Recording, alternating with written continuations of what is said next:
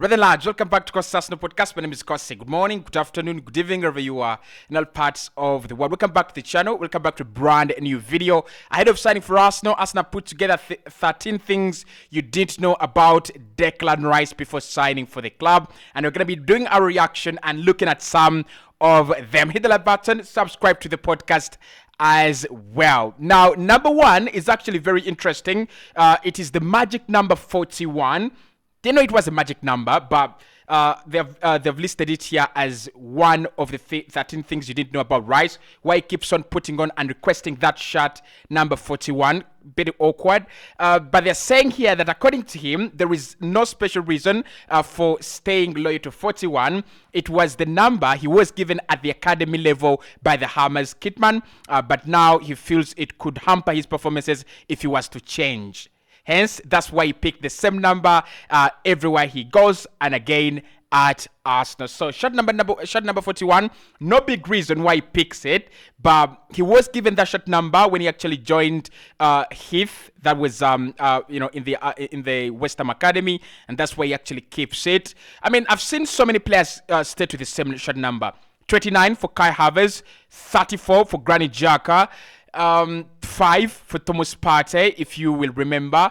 I think there was that 10 for William Gallas. I'm not really sure why Gallas picked 10 when he came in at Arsenal, but you never know. And then you have the 14 for Thierry Henry. So it's not a new concept that players will stick with one shot number throughout their career. Nice. Okay, the second one is playing with an idol, right? So he says in the past, Declan Rice has been asked which players he has looked up to and tried to emulate. He has listed Sergio Busquets and N'Golo Kante as two, while he has also studied Patrick Vieira and Yaya Toure closely. However, he could soon be lining up alongside someone else he's taken as aspiration and inspiration from, as he quoted in 2019.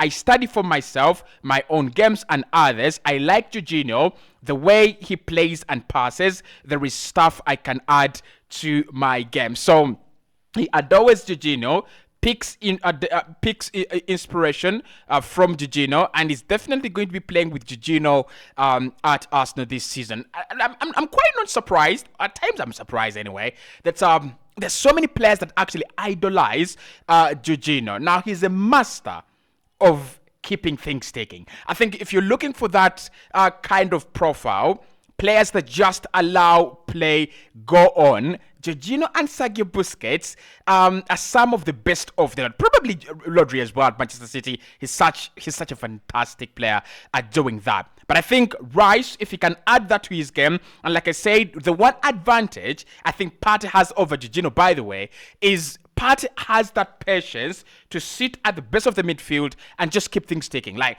just receive and pass. Receive and pass. I think Rice is more like a dribbler. He's so good at dribbling. He's got that ability to keep the ball and then move distance with it. Partey, with the likes of Odegaard and Rice and Kai Havertz being in the team, it would be nice to see him alongside Rice, because he's just a passing merchant. Partey, he doesn't do a lot apart from striking a few balls here and there. He keeps things taking. So Jorginho and Rice will be in the same team next season. Idol versus I think student. Familiar faces, that is the third thing you need to know. Declan Rice has shared the pitch with Bukayo Saka 21 times for England since featuring together for the first time in the 2020 UEFA Nations League game against Belgium. 4 of those came at the Euros 2020, while the pair started all but one match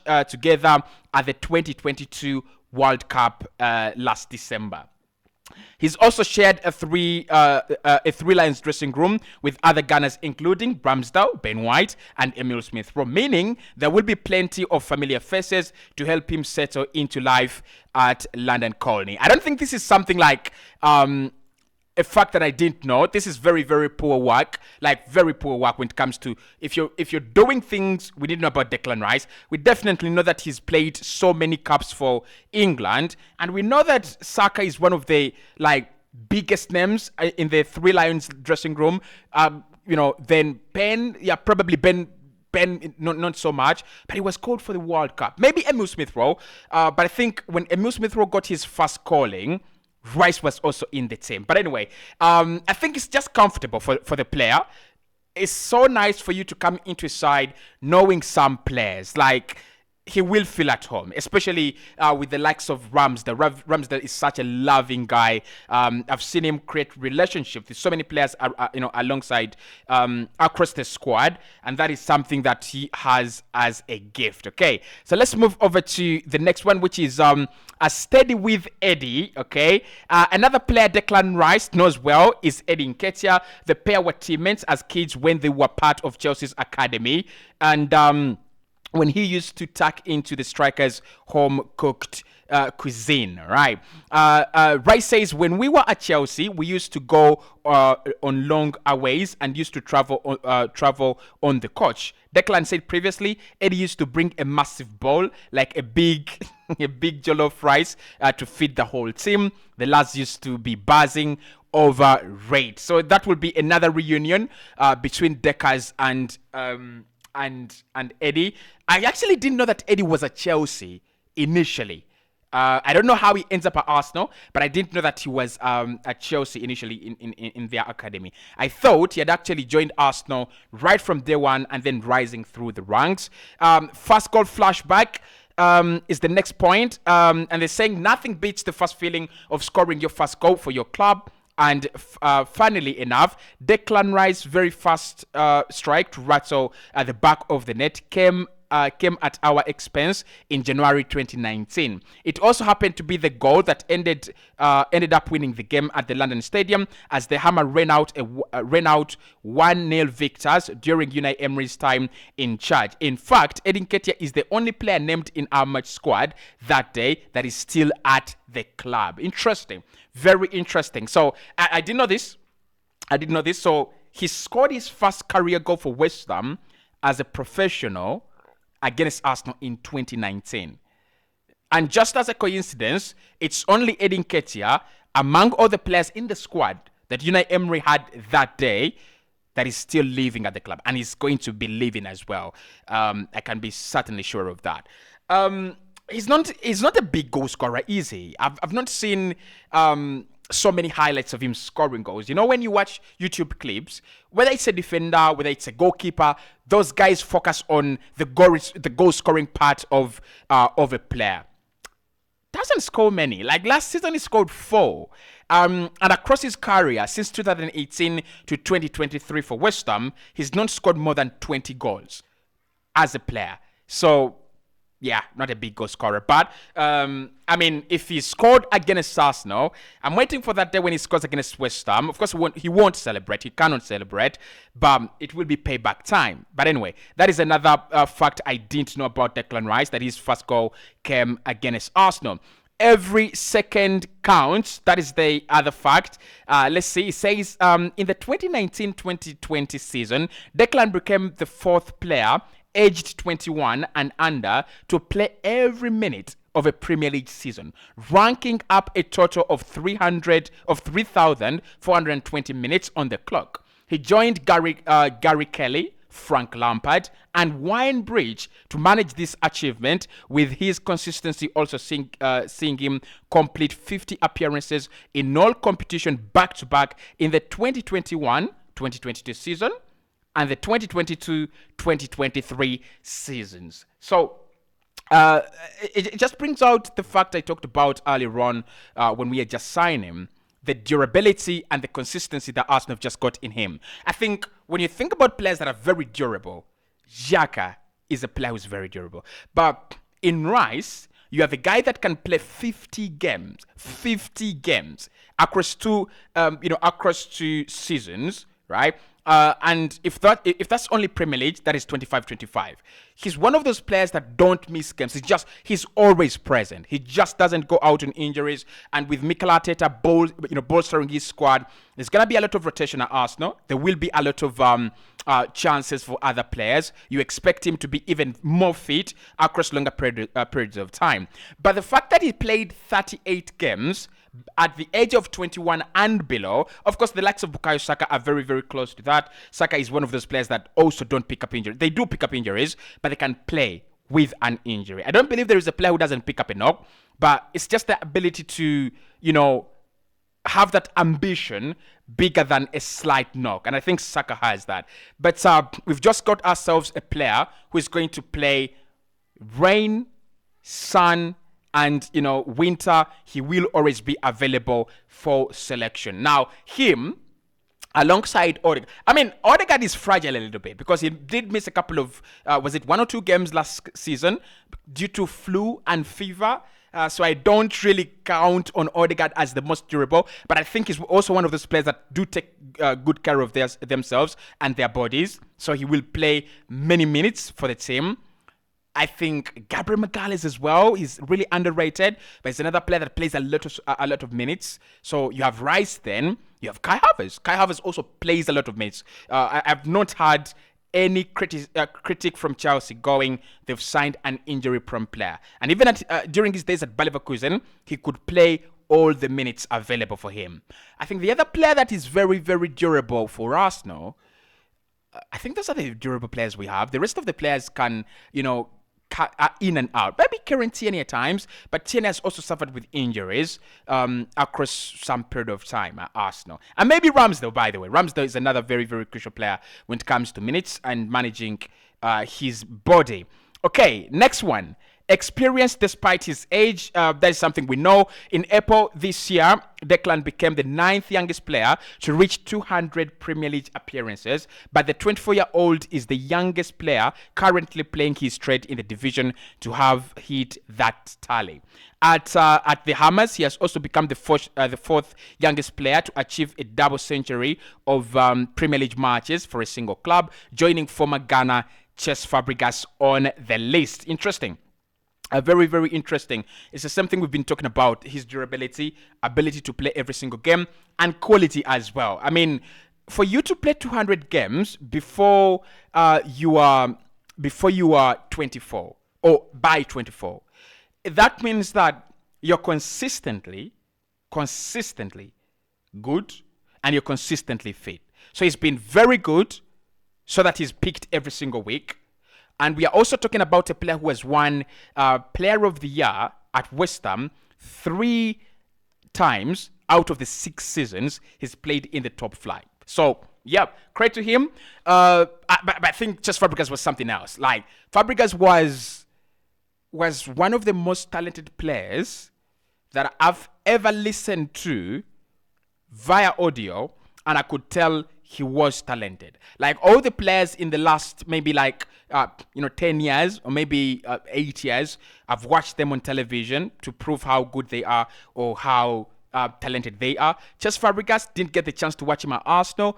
I could only listen, but he was one of a kind. And probably Samuel Nasri. Those are the 2 players that I remember their talents could blow you out of proportion. But Decker's 200 games, nice. Rice's rankings. Last season, Declan Rice ranked up some impressive Premier League stats across the campaign. He was ranked first in the league for possession won and interceptions, as well as being second for carries in the top 10 for total tackles. He's also hit a league high best of 4 goals for the campaign. Yeah, probably shouldn't mention that. Only Bruno Fernandes was involved in more transition phases from defense to attack in 2022-2023 in the Premier League season, with Declan achieving a total of 261. It explains the reason why Mikel Arteta chose to sign him and only him, because according to The Athletic, Mikel told Edu it's either Rice or no one else at this phase. We didn't have a plan B. According to the Athletic, so it was Rice or no one else. I mean, it's a little bit harsh for Mikel to do that because I think there's so many other talents out there, Sofian Amrabat and a couple of others. But you think about his engine, you think about his ability on the ball, you think about his ability out of position, and you definitely back Mikel Arteta. But his numbers are actually very promising. In terms of interceptions, I think Mikel Arteta prefers players that can understand space and time tackles depending on the space available, rather than tackling players and physically driving winning back possession. I think that is something that we will see more of Arsenal next season, like blocking passing lanes vis-a-vis taking players 1v1. I think that is something we'll see more of Arsenal next season, especially that we saw it last campaign with the likes of Alexander Zinchenko, who are not strong physically, but they understand space. Ben White is a player who doesn't really understand space, but physically he's very, very good. I've seen his blocks, I've seen his tackles. They're absolutely elite. Progressive passes, no other player apart from Bruno Fernandes with 261. Declan Rice was the second player with the most transitions. That is something we will need. That is something that Ilkay Gundogan provides for Manchester City. Now that they don't have him, it will be provided by Kovacic. But I think the two number 8s we have, Odegaard is the only player that does that. Kai Havertz is more like a space investigator, and that means that Rice will have to take on that role. Odegaard has become more like your Frank Lampard, goal-scoring midfielder, chance creation. So it's going to be Rice deep in the midfield, progressing the ball, and then allowing Odegaard and Kai Havertz get into the final areas of the pitch, which will actually mean Arsenal can attack more. Okay, then the legendary leader, of course we know this, he's won the UEFA Conference League for the first time in 43 years for West Ham. And here they're saying that Declan Rice made history once again this season when he helped guide West Ham to the UEFA Europa Conference League title, becoming the youngest player at 24 years old and 144 days to captain an English team to victory in a major UEFA competition since fellow Hammers skipper Bobby Moore in 1965, right? Yeah, which is interesting because after 43 years, West Ham could have given up on any thought of winning anything. They're also saying that, in fact, only 3 Hammers captains have ever lifted major silverware for the side, with legendary defender Billy Bonds completing the esteemed trio. Hammers to Gunners. Declan Rice becomes the 20th player to feature for both West Ham and Arsenal in the Premier League since its formation in 1992, joining the likes of Jack Wilshere, whom he played with for 2 seasons, 2018 and 2020, Freddie Ljungberg, Alex Song-Bilong, Ian Wright, and Lucas Fabianski. However, remarkably, Declan is the first player ever to join us directly from the East London club, despite a short geographical distance between the two clubs. I think it's really understandable. West Ham over the years have been producing top talents like Carlos Tevez, Frank Lampard, Winebridge, and many of those players have been crossing over to Chelsea and Man United because they've been the true superpowers, super spending powers in the Premier League. If you roll the clock 5 years ago or 6 years ago, Declan Rice doesn't join Arsenal. He joins either Chelsea or Man United. Why? Because Arsene Wenger today has been speaking about it, and he said we didn't have money. Simply, we didn't have money 6 years ago. We didn't have money 6-7 years ago. So I'm not surprised that we've not made a switch from West Ham to Arsenal, because you look at the quality of players they've been producing. They've been moving for huge amounts of money. And the 2 clubs that could afford that have been Man City in the last 10 years, Man United in the last 20 years, and Chelsea since 2004, 2005, when they were taken over by Roman Abramovich, okay? It's the same thing with Southampton, by the way. Like, Southampton have produced so many players, Virgil van Dijk, Sadio Mane, Luke Shaw, but we've signed none, because during that time, when they produced the top talents of this world, Arsenal didn't have the financial power to invest, right? So let's get to the last one, probably. Getting Shatty. What getting Shatty? Interesting. Declan Rice previously shown off his football shirt collections at home, which includes an Arsenal wall where he has framed shirts signed by Ian Wright, Wilshere, Pierre-Emerick Aubameyang, and David Luiz. And recently, by the way, Martin Odegaard as well. His archive includes match-worn jerseys from opponents he has asked, he has faced, kits he has been gifted and ones he purchased himself, with one of the latest additions coming when he was pictured swapping with Martin Odegaard inside the London Stadium tunnel back in April and getting it signed by our skipper. Okay, yeah, that's creepy. And lastly, on the mantelpiece, Declan Rice is no stranger to personal accolades, having picked up an end-of-season award in six out of his 7 seasons spent at West Ham.